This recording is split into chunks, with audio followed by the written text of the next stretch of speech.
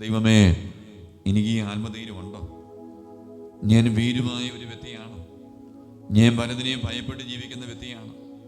നീ എത്രയും പേര് കണ്ണുനീരോട് പറഞ്ഞാ ഈ സ്ഥലമൊന്ന് വിറ്റുപോകാൻ, ഈ വീടൊന്ന് വിറ്റുപോകാൻ വേണ്ടി പ്രാർത്ഥിക്കണം കേട്ടോ. ഞാൻ ചോദിക്കാനോട്, നീ നല്ല വീടാണോ? അതേ അച്ഛാ നല്ല വീടാണ്. നീ റോഡിൻ്റെ സൈഡിലാണ് വീട്? അതേ അച്ഛാ റോഡിൻ്റെ സൈഡാണ്.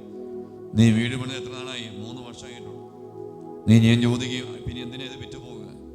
അച്ഛൻ അയൽക്കാരെ കൊണ്ട് മടുത്തു. അച്ഛൻ നീ അയൽക്കാരെ കൊണ്ട് മടുത്തു, ഈ അയൽക്കാരെ കൊണ്ട് മടുത്തു എന്ന് പറഞ്ഞ് ഈ ദൈവം നിങ്ങൾക്ക് നൽകിയ ദാനമായി നൽകിയ നീ മനോഹരമായ ദേശത്ത്, നീ മനോഹരമായ ഭവനം, നീ ഇത് വേണ്ട എന്ന് വെച്ച് നിങ്ങൾ മടങ്ങുമ്പോൾ നിങ്ങൾ അറിയണം കേട്ടോ, നിങ്ങളുടെ ജീവിതത്തിൽ ഏതില്ലാതെ പോയി?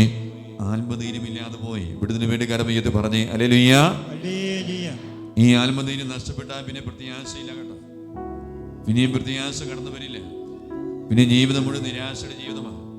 ഇന്ന് ഈ ആത്മധൈര്യം ഉണ്ടെങ്കിലോ ഈ പ്രത്യാശ ഒരു കൂടപ്പുറപ്പ് പോലെ ജീവിതത്തിൽ കൂടെ ഉണ്ടാകും. നീ ഇന്നല്ലെങ്കിൽ നാട്ടുകാരി മാറ്റം ഉണ്ടാവും കേട്ടോ. ഇന്നല്ലെങ്കിൽ അയൽക്കാരി മാറ്റം ഉണ്ടാവും കേട്ടോ.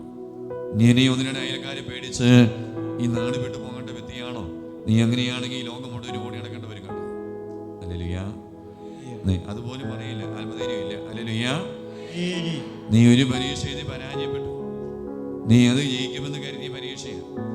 നീ ആ പരീക്ഷ പരാജയപ്പെട്ടപ്പോൾ എത്ര പേര് നീ വീണ്ടും പരീക്ഷ എഴുതുന്നില്ല, നീ പഠനം ഉപേക്ഷിക്കുന്നു എന്ന് പറയുന്നവരോടൊന്നും അറിയാം.